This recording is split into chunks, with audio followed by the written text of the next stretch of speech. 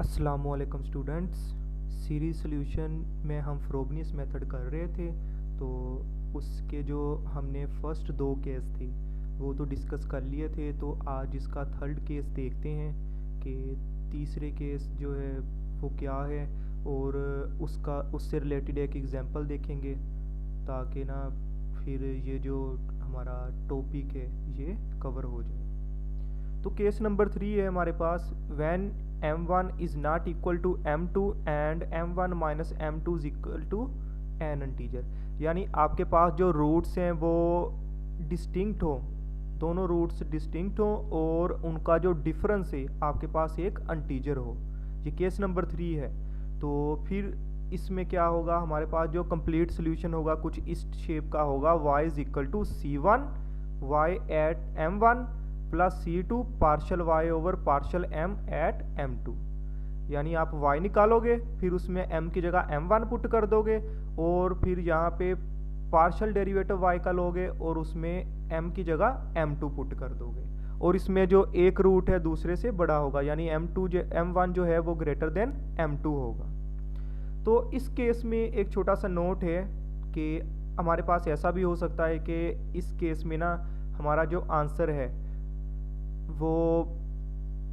m2 put करने से infinity आ जाए, यानी जो आंसर है वो हमारे पास अनडिफाइन हो जाए। यानी केस क्या है, in this case if some of the coefficient में बिकम इनफाइनाइट। अगर हमारे पास कोफिशिएंट जो है इसमें इनफाइनाइट आ जाए, फिर हम क्या करेंगे, when m is equal to m2 then we will taking c not is equal to b not into m minus m2 and replace c not by b not into m minus m not. तो हम ना c not जो है उसको replace कर देंगे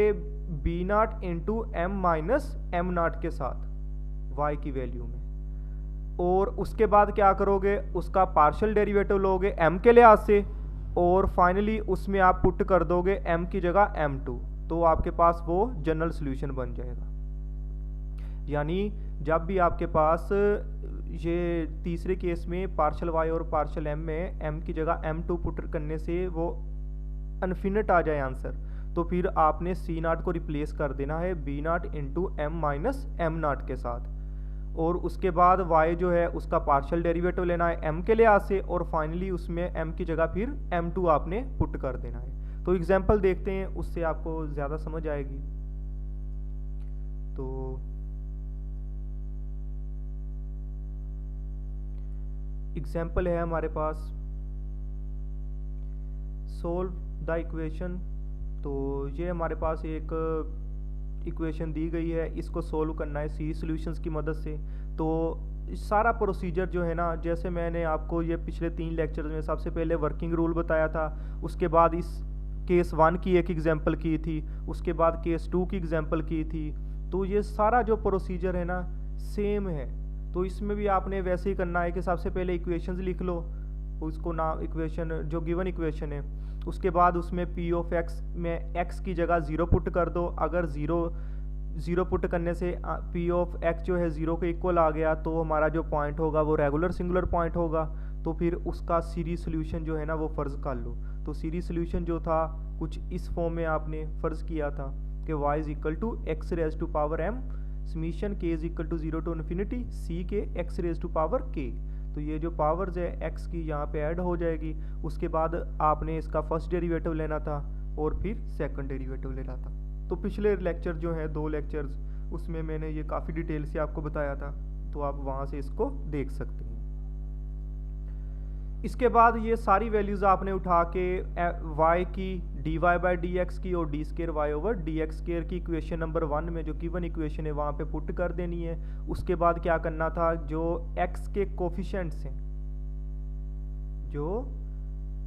यहाँ पे जो मल्टीप्लाई हो रहे हैं, इसको सिंप्लीफाई करना, जो मल्टीप्लाई हो रहे हैं उनको मल्टीप्लाई करवा दो। जैसे यहाँ पे x माइनस एक्स स्केयर इस पूरी टर्म के साथ मल्टीप्लाई हो रहा है, तो सबसे पहले मैं x को मल्टीप्लाई करवा देता हूँ इसके साथ, फिर माइनस एक्स स्केयर को भी इसके साथ मल्टीप्लाई करवा देता हूँ। उसके बाद -3x को मल्टीप्लाई करवा दिया यहाँ पे -3x को, माइनस अगली टर्म जो है वो वैसे ही आ गई, तो इक्वल टू ये 0 आ गया। इसके बाद आप जो x की पावर्स इनको इकट्ठा कर लें, जैसे ये यहाँ पे x की पावर 1 ये है और यहाँ पे x की power k plus m minus 2 है, तो इसको इकट्ठा करेंगे तो ये +1 हो जाएगी, तो ये -2 और +1, बाकी हमारे पास -1 बच जाएगा। इसी तरह जो नेक्स्ट है x की पावर 2 है, तो इसको आप इसमें प्लस करोगे तो ये k प्लस m -2 और साथ +2, तो ये -2 +2 कैंसिल हो जाएंगे, तो x raise to power k plus m बच जाएगा।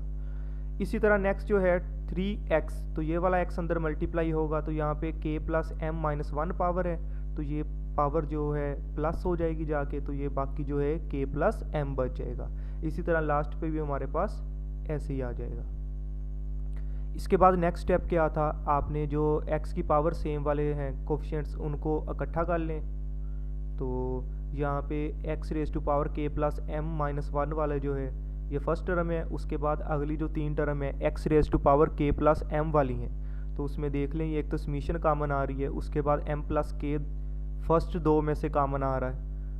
और तीनों में से c के x raise to power k plus m minus k plus m common आ रहा है। इसके बाद नेक्स्ट ये आपके पास m प्लस k,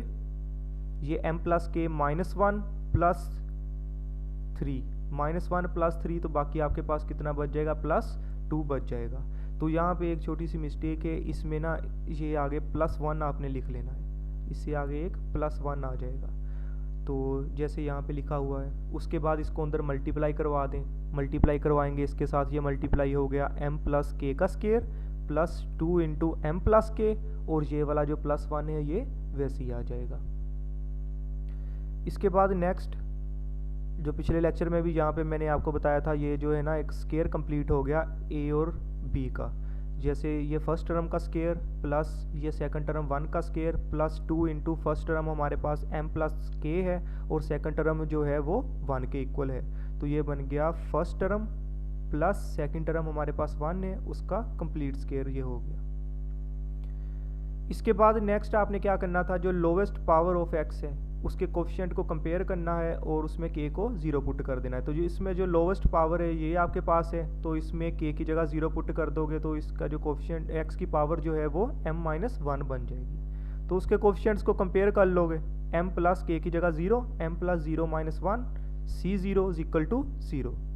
तो यहाँ से m के 2 सोल्यूशंस आ गए, c0 तो 0 नहीं हो सकता, तो m की 2 वैल्यूज़ आ गई, m इज इक्वल टू 0 और m इज इक्वल टू 1। तो आप देख सकते हैं दोनों जो रूट्स हैं डिस्टिंक्ट हैं, और इनका जो डिफरेंस है 1 माइनस 0 वो आपके पास एक इंटीजर आ रहा है। इसके बाद नेक्स्ट आपने क्या करना था, जो अगला कोफिशिएंट है सबसे पहले सबसे लोवेस्ट कोफिशिएंट को कंपेयर किया था, फिर उससे अगला जो होगा, यानी जो लोवेस्ट कोफिशिएंट था वो हमारे पास था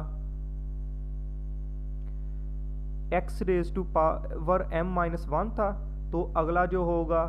x raise to power m होगा। तो यहाँ पे हम क्या करेंगे, x raise to power m बनाएंगे, तो x raise to power m देखो कैसे बनता है। अगर आप फर्स्ट जो इक्वेशन नंबर 4 जो है उसकी फर्स्ट टर्म में k की जगह 1 पुट करोगे और सेकंड टर्म में k की जगह 0 पुट करोगे, तो वहाँ पे जो है ना x raise to power m आपको मिलेंगे। तो वो पुट करने के बाद उसके कोफिशिएंट्स को 0 कर दो, तो वहाँ से आपके पास c1 की वैल्यू आ गई m+1 ओवर m c0। इसके बाद नेक्स्ट आपने रेफरेंस रिलेशन बनानी है, तो रेफरेंस रिलेशन बनाने के लिए आपने हाईएस्ट पावर जो x है उसको उसके कोफिशिएंट जो है ना उनको 0 के इक्वल करना है। तो हाईएस्ट पावर यहाँ पे m प्लस k है, तो फर्स्ट टर्म में m प्लस k -1 था, तो वहाँ पे m प्लस k कैसे बनेगा, आप k की जगह उसमें पुट कर दोगे, k प्लस 1 पुट कर दोगे, तो वहाँ से हमारे पास ये कुछ इस टाइप की रिलेशन आ जाएगी। तो इसमें ये a k लिखा हुआ है, इसकी जगह c k आएगा यहाँ पे, तो यहाँ से इसको सिंप्लीफाई करने के बाद c k प्लस 1 जो है ना वो इस फॉर्म में आ जाएगा। तो ये जो रिलेशन है ये हमारे पास एक रेफरेंस रिलेशन है, तो यहाँ से बाकी जो सारी c की वैल्यूज़ हैं हम निकाल सकते हैं। तो for k is equal to 0, k 0 के लिए ये 0 प्लस 1 c1 आ जाएगा, और यहाँ पे m plus 0 plus 1 c1 over m plus 0, तो यहाँ से c1 की वैल्यू आ गई m plus 1 over m c0। तो आप देख सकते हैं हमने यहाँ पे c1 की वैल्यू निकाली थी, तो यहाँ से दोनों बराबर हैं, तो इसका मतलब है हमारी जो रेकरेंस रिलेशन है ना वो हमारे पास एक ठीक रिलेशन है हमारे पास ये। इसके बाद नेक्स्ट हम के की जगह पुट कर देते हैं 1, के में 1 पुट करेंगे तो ये C1 + 1, तो इधर भी के की जगह 1 पुट कर दोगे तो साथ C1 आ जाएगा, तो ये m+2/m+1 C1। तो C1 की जो वैल्यू है आपको हमने पीछे ये निकाल ली थी k = 0 पुट करके, तो उसकी जगह ये वैल्यूज़ लगा दें और उसको सिंप्लीफाई कर लें, तो ये आपके पास C2 की वैल्यू आ जाएगी। सिमिलर आप C3 की वैल्यू निकालेंगे तो वो इसके बराबर आ जाएगी। इसी तरह बाकी जो है नेक्स्ट वैल्यू भी आप निकाल सकते हैं, लेकिन आपने कोशिश करनी है कि यहीं तक ना ये वैल्यूज़ हमारे पास ठीक है, ये इससे आगे जाने की ज़रूरत नहीं। इसके बाद ये सारी वैल्यूज़ उठा के जो हमने सोल्यूशन फ़र्ज़ किया था उसमें पुट कर लें, तो y = x⁻m C0 + C1x + C2x² + C3x3 plus up to सोन। तो यहाँ पे वैल्यूज़ लगाएं, C0 C1 की जगह उसकी वैल्यूज़ आ गई, C2 की जगह C3 की जगह, तो इसी तरह बाकी जो है हमारे पास सभी टर्म्स की जगह आ गई। तो अब यहाँ पे नेक्स्ट C0 इसमें से कॉमन आ रहा है, उसको बाहर निकाल लें और फिर फर्स्ट रूट पुट कर दें, क्योंकि हमने y की वैल्यूज़ निकालनी थी m1 के लिए। तो y एट m1 हमारे पास क्या है, m की वैल्यू 1 है, तो यहाँ पे m की जगह 1 पुट कर दोगे तो ये 1 + 1/1 2 आ जाएगा, 1 + 1/1 1 + 2/1 3 आ जाएगा, यहाँ पे 1 + 3/1 4 आ जाएगा। इसी तरह बाकी ये x की पावर 1, तो ये आपके पास x ही आ गया। इसके बाद दूसरा रूट आपने पुट करना है m = 0। जब आप इसमें m = 0 पुट करेंगे तो आप देख सकते हैं यहाँ पे हमारे पास कोफिशिएंट क्या हो रहा है, 0 + 1/0, डिनोमिनेटर में 0 आ रहा है, तो हमारा जो आंसर है वो इनफाइनाइट हो जाएगा, अनडिफाइन हो जाएगा, इसको हम फाइंड नहीं कर सकते। तो फिर इस केस में हमने क्या कहा था, हम यहाँ पे C0 की जगह क्या पुट कर देंगे, B0 m-m2। तो यहाँ पे m2 की वैल्यू कितनी है, m2 की वैल्यू हमारे पास 0 है, तो यहाँ पे C0 किसके बराबर आ गया, B0 × m। तो ये हमारे पास गिवन इक्वेशंस थी, इसमें हमने C0 की जगह पुट कर दिया B0 m पुट कर दिया, उसके बाद m को अंदर मल्टीप्लाई करवा दिया, तो ये m, तो ये कैंसिल हो गए बाकियों के साथ जो डिनोमिनेटर में m थे, तो ये आपके पास एक रिलेशन बन गई। इसके बाद नेक्स्ट आपने क्या करना था, इसका पार्शियल डेरिवेटिव लेना था m के लिहाज से, तो m के लिहाज से पार्शियल डेरिवेटिव ले लो। तो अब ये जो है ना आपके पास दो फंक्शन है, एक x⁻m है, दूसरा आपके पास ये वाला सारा फंक्शन है, तो इस पे प्रोडक्ट रूल लगेगा। तो फर्स्ट का डेरिवेटिव x की पावर m का डेरिवेटिव क्या होगा, x की पावर m साथ नेचुरल लॉग x, यानी ये आप ऐसे कह सकते हो कांस्टेंट की पावर वेरिएबल है,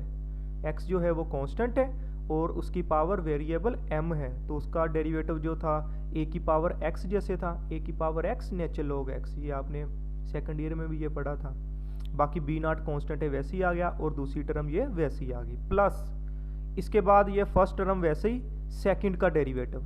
इसका डेरिवेटिव लोगे क्या आ जाएगा, यहाँ पे m का डेरिवेटिव 1 आ जाएगा, m+1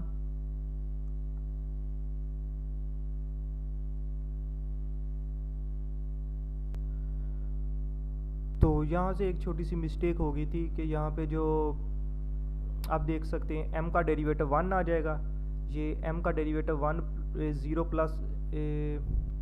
m का डेरिवेटिव यहाँ पे 1 + 0 आ जाएगा इंटू x, तो ये x 1 + 0 इंटू x²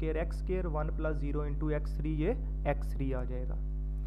इसके बाद आपने क्या करना था, पार्शियल जो डेरिवेटिव था ना उसमें m2 की वैल्यू पुट कर देनी है, तो m2 की वैल्यू क्या है 0, तो इसकी वैल्यू m की जगह आप 0 पुट कर दोगे तो ये क्या बन गया, नेचुरल लॉग x⁻0। कोई भी नंबर हो उसकी पावर 0 हो तो उसका जो आंसर है वो हमेशा 1 के इक्वल आता है, यहाँ से गलती से ये 0 लगा हुआ है तो यहाँ पे क्या आ जाएगा 1 आ जाएगा, इसकी जगह 1 आ जाएगा। इसके बाद नेक्स्ट m की जगह 0 पुट कर दिया, ये 0 होगी, 0 + 1 ये x, 0 + 2 इंटू x², 3x², इसी तरह अगली में यहाँ पे x⁻0 वो 1 आ जाएगा,